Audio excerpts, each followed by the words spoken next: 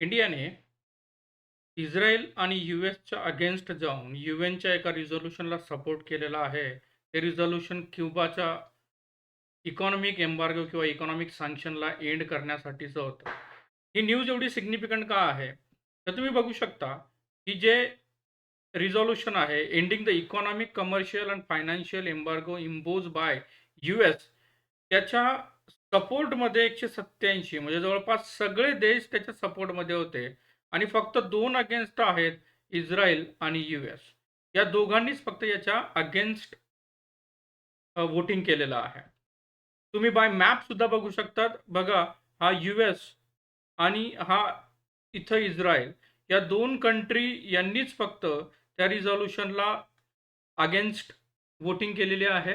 ते रिझोल्यूशन याच्या बाबतीत होतं, की जो क्युबा कंट्री आहे, त्याच्यावर जे 60 वर्षांपेक्षा जास्त जे पिरियडसाठी यूएसने जे इकॉनॉमिक आणि कमर्शियल सँक्शन्स लावलेले आहेत, त्यांचा एंड करावा, अशा बाबतीचं हे रिझोल्यूशन होतं आणि जगातल्या जवळपास सगळ्या देशांनी त्याला सपोर्ट केलेला आहे. क्युबा ही जी कंट्री आहे, ती लॅटिन अमेरिकातील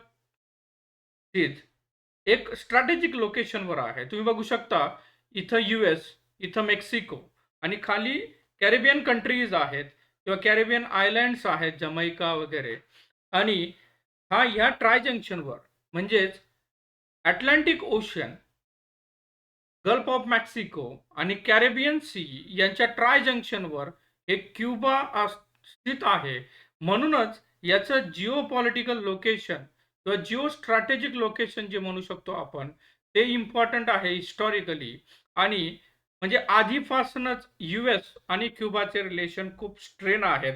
एक्झॅक्टली यूएस आणि क्युबाचे रिलेशन कसे अनफोल्ड झाले, याची हिस्ट्री काय आहे, तेच आपण आजच्या व्हिडिओमध्ये एक्सप्लेन करणार आहोत.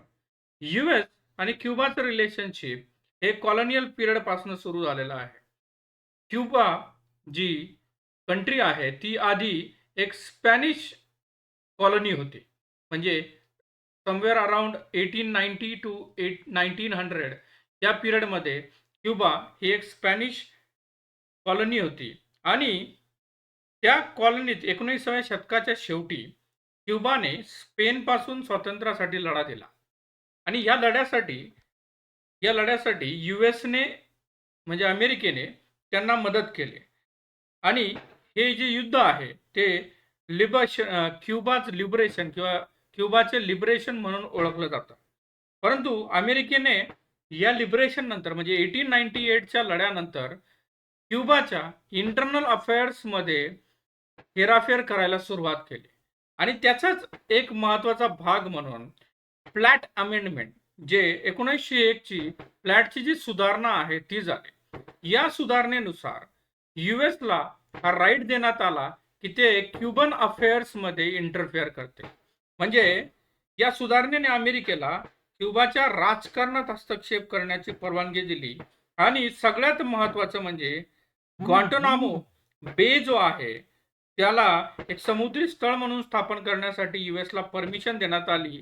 तुम्ही बघू शकता, ग्वांटनामो यूएस नेव्हल बे जो आहे किंवा बेस जो आहे, हा स्ट्रॅटेजिकली किती इम्पॉर्टंट आहे आणि याच्यावरनच रिलेशन स्ट्रेन व्हायला सुरुवात झाली आणि कुठेतरी अमेरिकेचं जे इंटरव्हेन्शन होतं ते वाढत गेलं आणि पुढे जाऊन हे अनफोल्ड झालं. आता या मधल्या पिरियडमध्ये जो डिक्टेटर क्युबावर डिक्टेटरशिप म्हणून शासन करत होता, तो होता फुल्जेन्सियो बतिस्ता. हा क्युबाचा मिलिटरी डिक्टेटर होता, पण हा एका प्रकारे प्रो यूएस याच्या पॉलिसीज होत्या. म्हणजे याच्या पॉलिसीज बऱ्यापैकी यूएसला सपोर्ट करणाऱ्या होत्या. बऱ्यापैकी commercial interest US private companies आणि त्याच्या व्यतिरिक्त ज्या शासनाचे ऑइल रिफायनरीज आणि शुगर इंडस्ट्रीज होत्या, त्या क्युबामध्ये यांच्या पिरियडमध्ये फ्लरिश व्हायला सुरुवात झाली आणि तिथूनच एक क्रांती उदयास आली. आणि ती क्रांती जी होती, ती क्रांती होती क्युबन क्रांती किंवा क्युबन रिव्हॉल्युशन, जिला फिडेल कास्ट्रो यांनी अंजाम दिला किंवा यांनी ती घडवून आणली. फिडेल कास्ट्रो इन 1959 क्युबाज रिव्हॉल्युशन, क्युबाचे जे क्रांती होती, त्यांनी तो जो बतिस्ता होता त्याला आपल्या सहकाऱ्यांसह त्यांनी एक रिव्हॉल्युशनरी क्रांती घडवून आणली आणि तख्तापालट किंवा सत्तापालट करत एक नवीन कम्युनिस्ट सरकार सोव्हिएत युनियन संबंध प्रस्थापित केले. लक्षात घ्या, सोव्हिएत युनियनची एंट्री या इथं झालेली आहे क्युबन रिव्हॉल्युशन 1959 मध्ये. आणि इथूनच कुठंतरी US क्युबा रिलेशनशिप हे स्ट्रेन व्हायला सुरुवात झालेली आहे. कारण लक्षात घ्या, जो आधीचा डिक्टेटर होता बतिस्ता, हा US बॅक्ड डिक्टेटर होता, म्हणजे युएसच्या पॉलिसीजला तो सपोर्ट करत होता.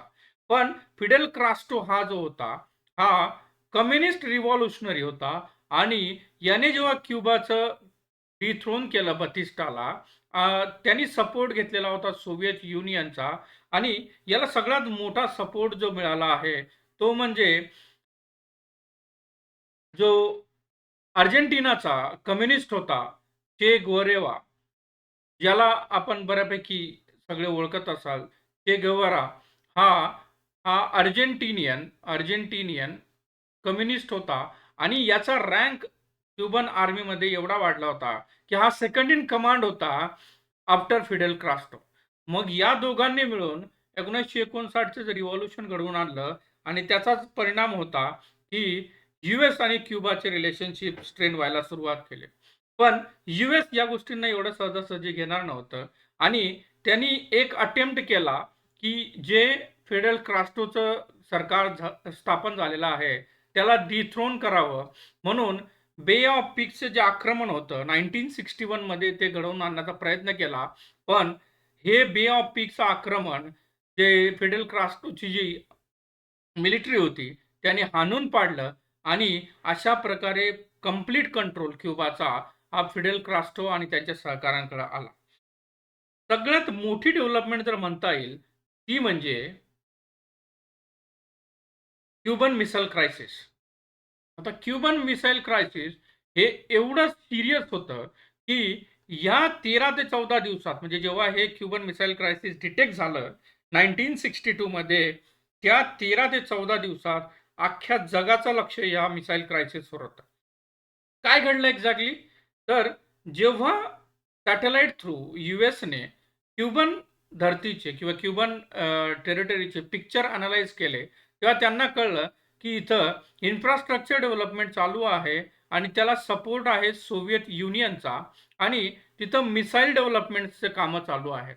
आणि तुम्ही बघू शकता, आपण पहिल्याच मॅपमध्ये बघितलं की जे क्युबा आहे, क्युबाची लँड ही US पासून सगळ्यात जवळ आहे आणि जे मीडियम आणि इंटरमिजिएट रेंज मिसाईल क्युबामध्ये त्या क्युबन मिसाईल क्रायसिसमध्ये सोव्हिएत युनियनने आणून ठेवलेले होते ते युएसच्या जवळपास सगळ्या मेजर सिटीजला टार्गेट करू शकतील एवढी त्यांची कॅपॅसिटी होती. बघू शकता तुम्ही, Chicago, Washington, New York, Atlanta, Los Angeles, even Mexico city, Seattle, जेवढेही युएसचे मेजर सिटीज आहेत त्यांना ते टार्गेट करू शकतात.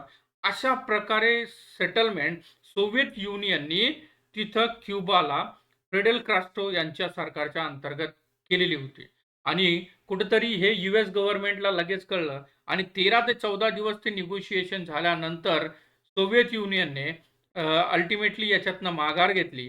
पण त्यांनी काही अटी लावल्या, जसं की क्युबाचं आक्रमण, क्युबावर US आक्रमण करणार नाही ही पहिली अट होती. आणि दुसरी अट ही होती की टर्कीमध्ये जे USचे फोर्सेस होते त्यांनाही माघार घ्यायला लावली.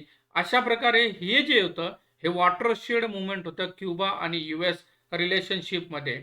आणि ह्याच वेळेला मुख्यत्वे खास करून जेव्हा फिडेल कॅस्ट्रो हे तिथले मेन प्रेसिडेंट बनले त्याच्यानंतर almost for 60 years economic blockade हे क्युबा अजूनही झेलत आहे. मग पुढे जाऊन इकॉनॉमिक ब्लॉकेड कंटिन्यू राहिले. बघा 1960s पासनं जे इकॉनॉमिक सँक्शन युएसने कंटिन्यू ठेवले. इकॉनॉमिक सँक्शन कुठल्या प्रकारचे होते की कुठलाही US सिटीजन त्या ठिकाणी ट्रॅव्हल करणार नाही, त्यांना ट्रॅव्हल रिस्ट्रिक्शन्स होते. प्रायव्हेट कंपनीजसाठी ट्रेड करण्यासाठी रिस्ट्रिक्शन होते. ऑइल कंपनीजना सुद्धा ट्रेड करण्यासाठी. क्युबा शुगर इंडस्ट्रीजसाठी फेमस होता, तर शुगर इंडस्ट्रीज सुद्धा तिथं त्यांच्यावर सुद्धा रिस्ट्रिक्शन टाकण्यात आले. ओबामा ॲडमिनिस्ट्रेशनने 2014 मध्ये क्युबन था किंवा ज्याला आपण नॉर्मलायझेशन ऑफ क्युबा आणि यूएस रिलेशनशिप याचा एक प्रयत्न केला आणि जवळपास 80 वर्षांनंतर क्युबाला इन पर्सन व्हिजिट करणारा अमेरिकेचे हे केवळ दुसरे प्रेसिडेंट बनले. कोण? Barack Obama. बराक ओबामांच्याच नेतृत्वाखाली हवाना जे क्युबाची राजधानी आहे, तिथं यूएस एम्बसी परत एकदा काम करायला सुरुवात केली आणि यूएस आणि क्युबाच्या रिलेशनशिपमध्ये थोड्याफार प्रमाणात नॉर्मलायझेशन व्हायला सुरुवात झाली. पण नंतर पुन्हा एकदा ही बघू शकता तुम्ही यूएस एम्बसी जी आहे, ती हवानामध्ये 2015ला याने परत ऑपरेशन सुरुवात केलेली आहे. यालाच आपण क्युबन थॉचं एक फलित म्हणूया. याच्या व्यतिरिक्त ओबामा ॲडमिनिस्ट्रेशनने ट्रॅव्हल रिस्ट्रिक्शन्स कमी केले. जे इकॉनॉमिक सँक्शन होते त्याच्यामध्ये थोडीशी लॅक्झिटी आणण्याचा प्रयत्न केला. परंतु नंतरचे जे गव्हर्नमेंट होते त्यांनी खास करून ट्रम्प यांनी क्युबन पॉलिसी त्यांची फॉरेन पॉलिसी तयार केली आणि ह्या क्युबन फॉरेन पॉलिसीमध्ये परत एकदा रिस्ट्रिक्शन्सवर काम करण्यात आलं आणि परत एकदा क्युबा आणि यूएस रिलेशनशिप स्ट्रेन व्हायला सुरुवात झाली. त्यालाच बिडेन ॲडमिनिस्ट्रेशन यांनी सुद्धा किंवा बायडन ॲडमिनिस्ट्रेशन यांनी सुद्धा सपोर्ट केला आणि यूएस आणि क्युबाचे रिलेशनशिप आता एकदम फ्रॅक्चर्ड कंडिशन्सला पोहोचलेले आहेत. लक्षात घ्या, ओबामा ॲडमिनिस्ट्रेशन एकमेव ॲडमिनिस्ट्रेशन होतं ज्यांनी भरपूर प्रमाणात प्रयत्न केलेले होते. पण more than 60 years R now one completed आणि इकॉनॉमिक एम्बार्गो किंवा इकॉनॉमिक सँक्शन क्युबावरचे अजूनही कंटिन्यू आहेत आणि त्याच्याशीच रिलेटेड यूएनमध्ये एक वोटिंग करण्यात आली, जी आपण पहिल्या स्लाइडला बघितलं, की हे एम्बार्गो जे आहेत ते आता कमी करावेत किंवा बंद करावेत. त्याला यूएस आणि इस्रायल व्यतिरिक्त सगळ्या कंट्रीजने सपोर्ट केलेला आहे. तर ही आहे यूएस आणि क्युबा यांच्या रिलेशनशिप, हिस्टॉरिकल रिलेशनशिपची डेव्हलपमेंट. व्हिडिओ तुम्हाला कसा वाटला नक्कीच कॉमेंट बॉक्समध्ये कळवा. तुम्हाला काही सजेशन सुचवायचे असतील तर ते सजेशन सुद्धा सुचवा. आपण पुन्हा भेटूया नवीन व्हिडिओसह, नवीन स्टोरीसह उद्या. तोपर्यंत काळजी घ्या. धन्यवाद.